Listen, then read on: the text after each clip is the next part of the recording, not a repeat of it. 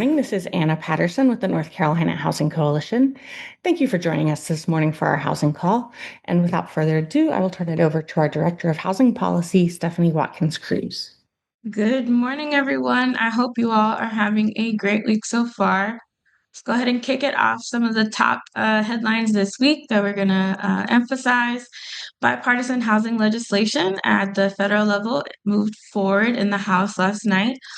Housing Day 2026 registration is officially open, and more data delays. As your resident data nerds, we must communicate and vent about these data delays because they do impact us. So the HUD income limits for 2026 are typically published in April. They will now be published in May. So everything's pushed back a little bit. Let's go ahead and jump into Housing Day. So if you were a part of Housing Day last year, then you know how great of a time it was. There was a lot going on. There were also several other advocacy days happening this year. I'm really excited because we now have 4 co-hosts of this Housing Day. So it's hosted by Habitat for Humanity of North Carolina, the North Carolina Housing Coalition, the North Carolina Community Land Trust Coalition, and the North Carolina Coalition to End Homelessness. So big shout out to the North Carolina Community Land Trust Coalition for joining us this year and co-hosting this event. Really excited, not only about this day, but also having these wonderful leaders at the table. On Tuesday, April 28th, we're going to gather for training and networking in preparation for Housing Day. And then Housing Day will actually take place. All the legislative meetings will take place on Wednesday, April 29th, where we'll gather at Halifax Mall. And we'll also be meeting with legislators throughout the day at the General Assembly. The registration link will be in the call notes. And then you'll also, if you already subscribed for updates, you'll get an update through that. And then it'll be on our website too. Registration will be open today through April 3rd, and we will continue to post updates. Make sure to register as soon as you can. Things are a little different this year, but we want to make sure that we show up the way we did last year. Last year, our team, our goal, I believe, is maybe 50 or 60 people. That would be great, and 115 people came, with half the state represented. So that was just really wonderful, and we want to do that again. We also encourage you to save the date for Bringing It Home 2026, which happens just a month later. This year's Bringing It Home Ending Homelessness in North Carolina conference will be taking place on May 27th through the 28th at the McKimmon Center in Raleigh. This is a statewide conference that's dedicated to ensuring that homelessness in North Carolina becomes rare, brief, and one time only. This 2-day conference will include presentations, panels, and workshops covering a broad range of topics related to homelessness, and it's hosted by the North Carolina Housing Coalition, the North Carolina Coalition to End Homelessness, as well as the North Carolina Department of Health and Human Services Emergency Solutions Grants Office. Ooh, mouthful. But all the updates and the important links are there for you in the call notes. So once the recording is done and the call notes are posted, you'll be able to see all of these links. And there's also a landing page for the conference too. Moving on to federal updates. Last night, the House passed the Housing in the 21st Century Act. This is their version, their bipartisan housing package that's aimed at boosting housing supply, and it passed the House with a vote of 390 to 9. This bill includes 27 provisions that are related to streamlining local, state, and federal processes, reforming different federal programs, including the Home Investment Partnership Program, the Community Development Block Grant, CDBG program, the Rural Housing Service programs, manufactured housing, veterans access to housing, housing counseling, rental housing for elderly and disabled residents, and federal program oversight, just to name a few categories. The Senate passed their own bipartisan housing package last year, the Road to Housing Act, in October. So now the House and Senate, we're going to have to work together to create a version of legislation that both chambers can support. Just want to lift up a few of the pieces that stand out in the Housing in the 21st Century Act. We'll also have a link to sort of a side-by-side comparison, or a matrix rather, that shows some of the key differences between the two, but there are a lot of overlaps. Some of the things that The House version does, the Housing in the 21st Century Act. It directs HUD to develop frameworks for best practices on zoning and land use policies. It also provides support for local governments in speeding up the permitting and home building process by providing grants to create pattern books full of pre-approved standardized plans and designs. It also modernizes the home program by including the Home Reform Act. It includes the Choice and Affordability Housing Act, allowing units financed through LIHTC, the Home Program, and the Department of Agricultural Rural Housing Service to automatically meet housing choice voucher inspection requirements if they pass an inspection within the past year. Those of you in that line of work know that is huge.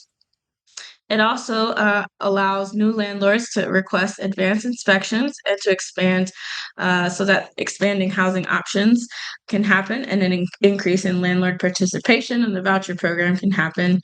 And it also allows HUD to implement a multi-year demonstration project that would test and evaluate an opt-out approach to the family self-sufficiency program instead of a completely cut off and destabilize approach.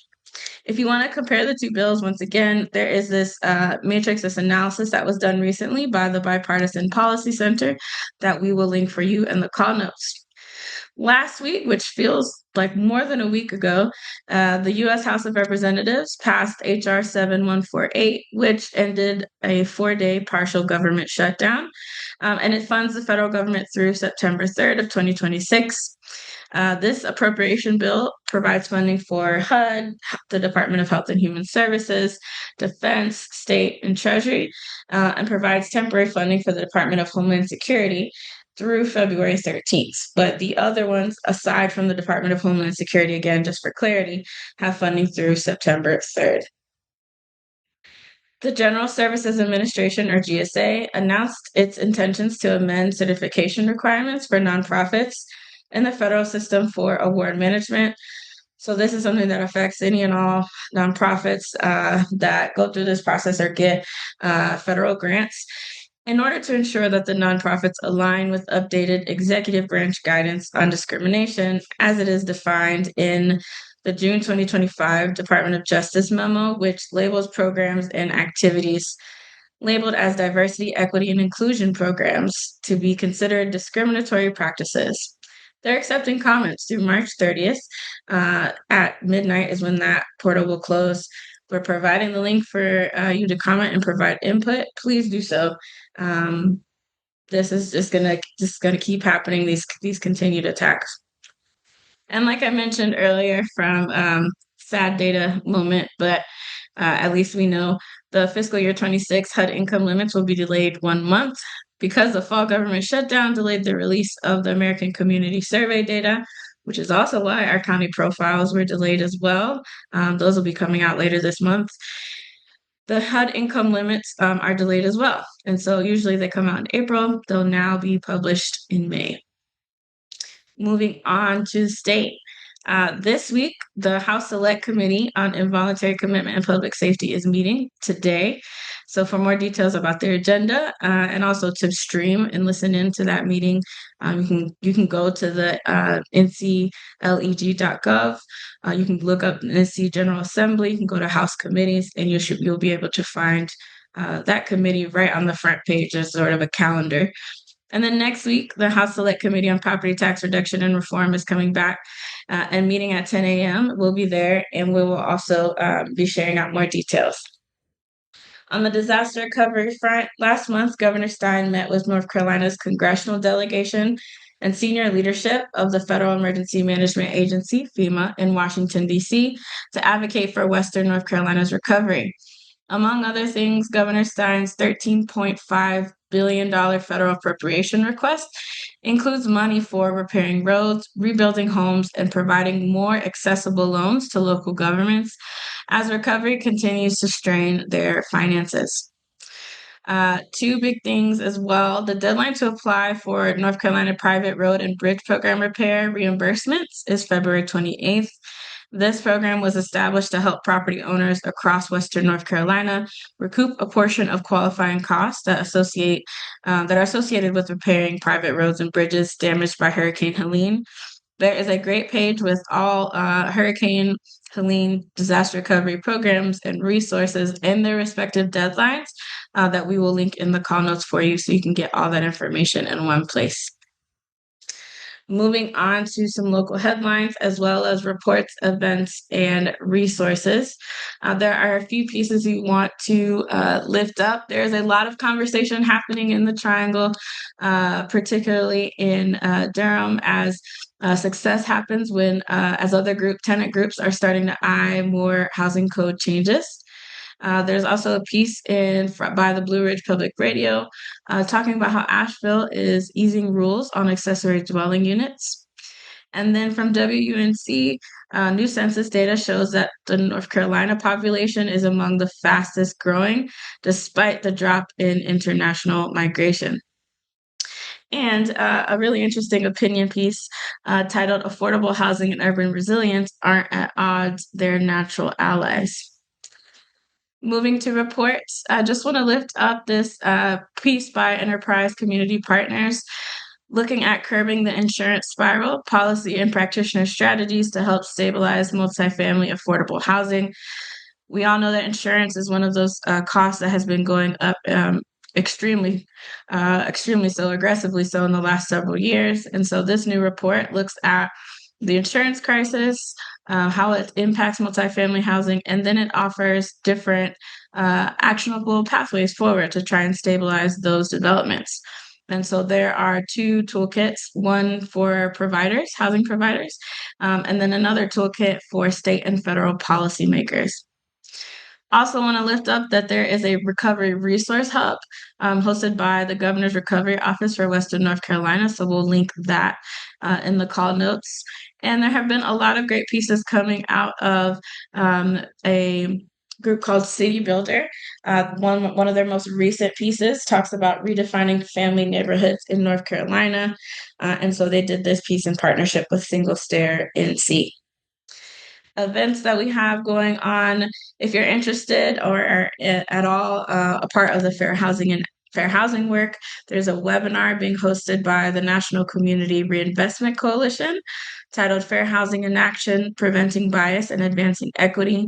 It's happening this Thursday, February 12th from 2 to 3:30 p.m. The North Carolina Women's Affordable Housing Network is going to be hosting a Galentine's Day happy hour and trivia night, and this will be in Charlotte. The Harvard Joint Center for Housing Studies on Friday, February 20th, will be hosting a webinar from 12:30 to 1:30, looking at how to understand the rapid rise in rural home prices. Of course, there is always a lot more. We will leave it there. There are a lot of other events that you can register for, some free, some that cost money. There's a Community Development Academy coming up at the UNC School of Government, several conferences. So make sure you check out the call notes when you get a chance. As always, thank you so much for tuning in. I hope you all have a great rest of your week, and we will talk to you next time.